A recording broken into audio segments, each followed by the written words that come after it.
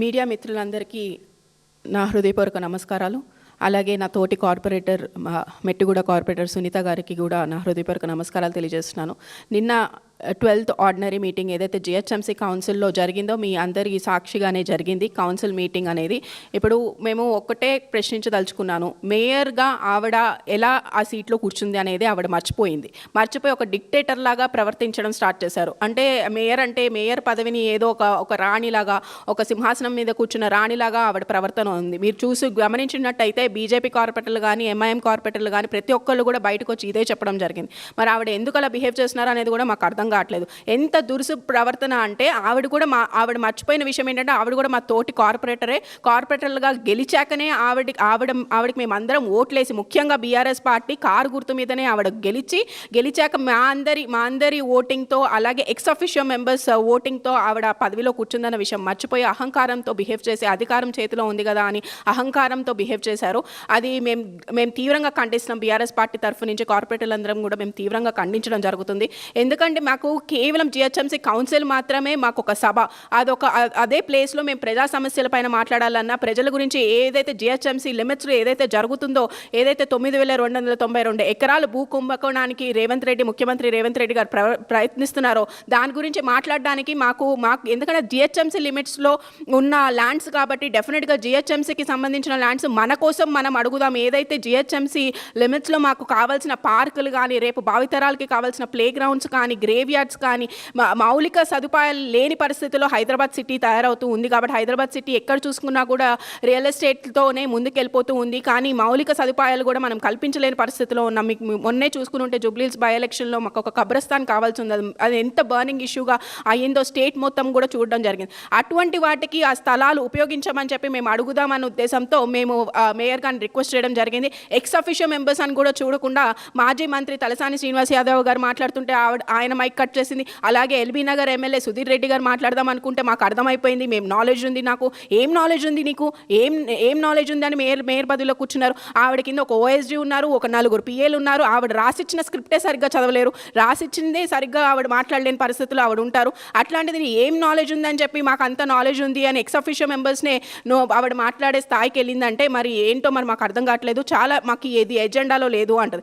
Agenda 2 నెలల క్రితం prepare చేసిన ఎజెండా, ఇది 22 నవంబర్ రోజు ఇష్యూ చేసిన జీవో. మేము ఇది బర్నింగ్ ఇష్యూ, డెఫినెట్గా అది జిహెచ్ఎంసీ స్థలాలు, మనము దాన్ని కాపాడుకుందాము, వాటిని అట్లీస్ట్ 50% ఆఫ్ స్థలాలు మన కోసం అడుగుదామని చెప్పి ఒక డిమాండ్ నోటీస్ ఏదైతే కమిషనర్ గారు, మేయర్ గారు, గవర్నమెంట్ ఆఫ్ తెలంగాణ ముఖ్యమంత్రి గారికి పంపియండి అని అడగడం కోసం మేము అడిగాం. ఒక్కసారి కూడా మాకు మైక్ ఇవ్వలేదు. అలాగే రీసెంట్గా మా ఎమ్మెల్యే మాగంటి గోపీనాథ్ గారు చనిపోవడం జరిగింది. కాండోలెన్సెస్ చెప్తాం, కాన్స్టిట్యుయెన్సీ కార్పొరేటర్గా ఆయన మాకు అవకాశం ఇచ్చారు. మేము కొత్తగా మాకు సిట్టింగ్ కార్పొరేషన్ కాదని మాకు అవకాశం ఇచ్చారు. మాకు కండోలెన్సెస్ చెప్పే అవకాశం ఇవ్వమని నేను 10 సార్లు లేచి నుంచున్నా. కనీసం ఒక్కసారి కూడా ఆవిడ మా వైపు కూడా తిరిగి చూడకుండా మైక్ కూడా ఇవ్వకుండా ప్రవర్తించారు. మరి అంత దురుసు ప్రవర్తన ఎందుకో మాకు తెలియదు. Give respect to the chair అని పదే అరుస్తుంది. ఆ చైర్లో కూర్చున్నప్పుడు మేము ఒక్కటే అడుగుతున్నాం, ఆ చైర్లో కూర్చున్నప్పుడు మేయర్కి ప్రతి ఒక్కరు సమానం. BRS party, Congress party, MIM, BJP లాంటివి తేడాలు ఎందుకు చూపిస్తున్నారో మాకు తెలీదు. ఏకపక్షంగా ఆవిడ కాంగ్రెస్ వైపే ఉంటున్నారు. అధికారులు ఏదో వాళ్ళ చేతిలో ఉన్నట్టు అధికారుల మీద అరుస్తున్నారు, మీడియా వాళ్ళ మీద అరుస్తున్నారు. ఏదో బీజేపీ కార్పొరేటర్ ఏదో మీడియా పోడియం దగ్గరికి వెళ్ళారంట, వాళ్ళ మీద అరుస్తున్నారు. ఏదో మేము ఆమె కింద పనిచేసే పనుల్లాగా, సర్వెంట్స్ లాగా బిహేవ్ చేస్తుంది. ఇది కరెక్ట్ అయిన పద్ధతి కాదు. ఆవిడ పద్ధతి అనేది మార్చుకోవాలి, ఆవిడ మాట్లాడే పద్ధతి మార్చుకోవాలి. ఇప్పుడు సభని కంట్రోల్ చేసే విధానం 190 ఇంతమంది స్పీకర్స్ ఉన్నారు. మేము శాసనసభలో చూస్తున్నాము, ఈవెన్ పార్లమెంట్లో చూస్తాం, కానీ ఇంతమంది స్పీకర్స్ ఉంటారు. కానీ ఇంత డిక్టేటర్ లాగా ఒక యాటిట్యూడ్ చూపించే స్పీకర్ని మాత్రం మేము ఎన్నాడూ చూడలేదు. ఈ జిహెచ్ఎంసీ కౌన్సిల్లో మాకు ఇది సిగ్గుచేటు. మేము ఆవిడ మా పార్టీలో గెలిచి మేము ఆవిడ మేయర్ పదవిలో కూర్చుని మేమే సింహాసనం ఇచ్చి మేమే కిరీటం వేసుకొని మమ్మల్ని మేము తిట్టించుకుంటున్నట్టు ఉంది. అసలు మేము కూడా కార్పొరేటర్, మేము కూడా ప్రజల్లో గెలిచి వచ్చి కూర్చుని ప్రజా సమస్యల పైన మాట్లాడాలన్న ఉద్దేశంతో మేము వస్తున్నాము. ఆవిడ పదే ఏమంటుంది, మీకేం సబ్జెక్ట్ ఉంది, ఇది ఎక్స్ అఫిషియో మెంబర్స్. ఆవిడ గుర్తుపెట్టుకోవాల్సిన విషయం ఏంటంటే ఎక్స్ అఫిషియో మెంబర్స్ ఓటింగ్తోనే ఆవిడ పదవిలో కూర్చుందన్న విషయం ఆవిడ గుర్తుపెట్టుకోవాలి. ఎక్స్ అఫిషియో మెంబర్స్ ఎమ్మెల్యేలు, శాసనసభలో ఎమ్మెల్యే మాట్లాడతారు, ఇక్కడ కూడా ఎమ్మెల్యేలు మాట్లాడతారని ఎమ్మెల్యేల మీద కూడా చాలా దురుసుగా మాట్లాడడం జరిగింది. కార్పొరేటర్స్కి ఏదో సబ్జెక్ట్ తెలియనట్టు మీకేం సబ్జెక్ట్ ఉంది, మీరు మాట్లాడండి అని ఒక దళిత మహిళ ఒక కార్పొరేటర్ అని చూడకుండా నవ్వుకుంటూ, మీరు చూసుకున్నట్టయితే ప్రతిదీ రికార్డ్ అయి ఉంటుంది అది కౌన్సిల్లో. కాబట్టి మీరు చూసుకుని ఉంటే ఆవిడ నవ్వుకుంటూ కన్ను కొట్టుకుంటూ, ఆవిడ బిహేవియర్ ఏంటో కూడా మాకు తెలియట్లేదు, నవ్వుకుంటూ నువ్వు మాట్లాడు సునీత అంటే ఏదో టాపిక్ తెలియనట్టు, ఏదో మాకు విషయం తెలియనట్టు, మాకేమీ సబ్జెక్ట్ లేదంట, ఎవరికి సబ్జెక్ట్ లేదు, మీరందరూ సబ్జెక్టులు నేర్చుకుని రారు, ఏమి రారు, మీకు ఎవరికి ఏం సబ్జెక్ట్ తెలియదు అని మాట్లాడుతుంది. నీకేం సబ్జెక్ట్ తెలుసు, మాకేం సబ్జెక్ట్ తెలుసో తెలియదో, నువ్వు మాకు అవకాశం ఇస్తే కదా తెలిసేది. మాకు సబ్జెక్ట్ లేకుండానే ప్రజల మధ్యలో మేము గెలిచి వచ్చామా? మేము కూడా ఒక్కొక్క డివిజన్లో 60,000 నుంచి 70,000 80,000 ఓటర్స్ ఉన్నారు. ప్రతి ఒక్క సమస్య పైన తెలుసుకునే మేము సబ్జెక్ట్తోనే మాట్లాడుతున్నాం. మేము ఈ రోజు మాట్లాడుతున్నాం. గత ఇన్ని 5 సంవత్సరాలుగా జరిగిన ఏదైతే కౌన్సిల్ సమావేశాలు జరిగినాయో ఒక్క సమస్య అయినా మీరు తీర్చగలిగారా? ఏ సమస్య నువ్వు తీర్చావు? ఎంతసేపు ఎజెండా అని మాట్లాడుతుంది. ఎజెండా మీద తీసుకొచ్చిన సమస్యలపైన ఏ సమస్యలపైన నువ్వు రియాక్ట్ అయ్యావు? అట్లీస్ట్ ఒక డివిజన్కి వచ్చి తిరిగిందా మేయర్? ఈ రోజు వరకు ఏ డివిజన్కి వచ్చి కూడా అధికారులతో తిరిగిన రోజులు లేవు. ఏ సమస్య పైన స్పందించింది లేదు. ఏ విషయమైన శానిటేషన్ తీసుకోండి, ఇంజనీరింగ్ సెక్షన్స్ తీసుకోండి, ఇప్పుడు వరకు గత 2 సంవత్సరాలు కాంగ్రెస్ పాలన నువ్వు ఏ ఉద్దేశంతో మరి పార్టీ మారిందో కూడా మాకు తెలియదు. కానీ పార్టీ మారినప్పటి నుంచి ఏం జరుగుతుంది? 2 సంవత్సరాల కాంగ్రెస్ పాలనలో ఏ పని జరుగుతుంది జిహెచ్ఎంసీలో? కనీసం స్ట్రీట్ లైట్స్ లేని సందర్భాలు కనిపిస్తున్నాయి మనకి. ఈరోజు జిహెచ్ఎంసీ ఎంత చీకటిగా ఉందంటే మనకి మ్యాక్సిమం నిధులు అనేది జిహెచ్ఎంసీ నుంచి వెళ్తాయి, కానీ జిహెచ్ఎంసీలో ఈరోజు స్ట్రీట్ లైట్స్ లేని రోడ్లు కనిపిస్తున్నాయి. స్ట్రీట్ లైట్స్ కోసం మేము పదే కమిషనర్ గారి దగ్గరికి వెళ్ళినా కూడా కమిషనర్ చేతులు ఎత్తేసి మా దగ్గర లేదు, స్ట్రీట్ లైట్స్కి నిధులు లేవు అని చెప్తున్నారు. అంటే జిహెచ్ఎంసీలో నిధులు లేకుండా ఎక్కడ పోయినాయి? కేవలం పేపర్కి మాత్రమే ఆ బడ్జెట్లన్నీ పేపర్లో మాత్రమే చూపిస్తున్నారా? బడ్జెట్ అంతా ఎక్కడికి పోతుంది? ఈరోజు ఏదో నిన్న శుభవార్త చెప్తానని చెప్పి 2 కోట్ల బడ్జెట్ ఇస్తున్నానని చెప్పారు. ఆ 2 కోట్లు కూడా మళ్ళీ ఒక లింక్ ఏంటంటే ₹1 కోటి కార్పొరేటర్ చేతిలో, ₹1 కోటి ఇన్ఛార్జ్ మినిస్టర్ చేతుల మీద నుంచి వెళ్తాయంట. సరే, 2 కోట్లు ఇన్ని 2 సంవత్సరాల నుంచి లేని బడ్జెట్ ఈ 3 నెలల్లో ఏం చేయాలి? ఇప్పుడు మాకు 3 నెలల వ్యవధి ఉంది. 3 నెలల వ్యవధిలో 2 కోట్ల బడ్జెట్ ఏం సరిపోతుంది? 2 సంవత్సరాలుగా మీరు వచ్చి చూడండి, సిఆర్ఎంపీ రోడ్స్ చూడండి ఎట్లా ఉన్నాయి. కనీసం పాట్ హోల్స్ ఈరోజు ప్యాచ్ వర్క్ చేయలేని, ప్యాచ్ వర్క్స్ కూడా బడ్జెట్ లేదని చెప్పి ఏ ఇల్లు అడిగినా, వర్క్ ఇన్స్పెక్టర్లను అడిగినా, ఈ ఇల్లు అడిగినా లేదు, బడ్జెట్ లేదు, మళ్ళీ తీసుకురావాలి, మళ్ళీ పెట్టాలి, మళ్ళీ టెండర్ పెట్టాలి అని అంటున్నారు.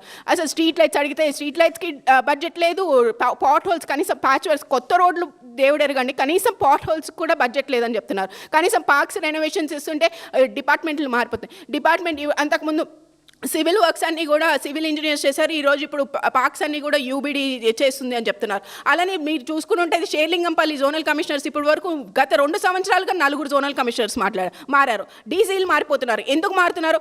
ఈవెన్ శానిటేషన్ వర్కర్స్ని ప్రతి ఒక్క 2 సంవత్సరాల నుంచి మేము చూస్తున్నాము. శానిటేషన్ వర్కర్స్ కూడా మాకు అందుబాటులో లేకుండా అయిపోతుంది. ఎందుకు అంటే శానిటేషన్ వర్కర్స్కే ప్రతి ఒక్క పని, ఏ పని చేసినా శానిటేషన్, ప్రజాపాలన అప్లికేషన్ శానిటేషన్ వర్కర్స్ చేయాలి, దాని తర్వాత దాని ఎంక్వైరీ, దాని ఆన్లైన్ సిస్టమ్ శానిటేషన్ వర్కర్స్ చేయాలి. తర్వాత ఇది ఏదైతే కాస్ట్ ఇది చేశారో దాని గురించి కూడా శానిటేషన్ వర్కర్స్. ప్రతి ఒక్క దాంట్లో కింద స్థాయి నుంచి చూసుకుంటే పైన కమిషనర్ వరకు ప్రతి ఒక్క అప్లికేషన్స్తోనే టైం అయిపోయింది గత 2 సంవత్సరాలుగా. ఏ అధికారి మాకు అందుబాటులో లేదు. ప్రజాపాలన అప్లికేషన్స్ అంటారు, తర్వాత ఇంద్రమ్మ ఇల్లు అంటారు, దాన్ని వెరిఫికేషన్ అంటారు, దాని తర్వాత కులగన్న సర్వే అంటారు. ఇలా మేము కూడా చేసాం కులగన్న సర్వే. ప్రతి గవర్నమెంట్ వచ్చినప్పుడు కులగన్న సర్వే చేస్తారు, కానీ ఒక్క రోజులో కేసీఆర్ గారు ఫినిష్ చేస్తారు. మొత్తం స్టేట్ అంతా కూడా ఒక్క రోజులో కులగన్న సర్వే చేస్తారు. దానికోసం 41 days టైం వేస్ట్ చేస్తారు. చిన్న స్థాయి అధికారి నుంచి, చిన్న స్థాయి ఎంప్లాయీ నుంచి పై స్థాయి అధికారి వరకు మాకు అందుబాటులో లేరు. మేము ఏమైనా అడిగితే మాకు బడ్జెట్ లేదు, ఏమైనా కనీసం రిప్రజెంటేషన్స్ పెడుతుంటే వాటికి రిటర్న్ వచ్చేస్తాయి. మాకు గ్రేవ్ యార్డ్ కావాలని 2 సంవత్సరాలుగా నా డివిజన్, వెంగళరావు డివిజన్లో రిప్రజెంటేషన్స్ పెడుతూనే ఉన్నారు, దానికి రిటర్న్ పంపిస్తూనే ఉన్నారు. అసలు పనుల గురించి మాట్లాడదాము, పెండింగ్ వర్క్స్ని పూర్తి చేయండి అని అడుగుదామని చెప్పి జిహెచ్ఎంసీ కౌన్సిల్లోకి వస్తే జిహెచ్ఎంసీ కౌన్సిల్లో ఇది ఆవిడ ప్రవర్తన.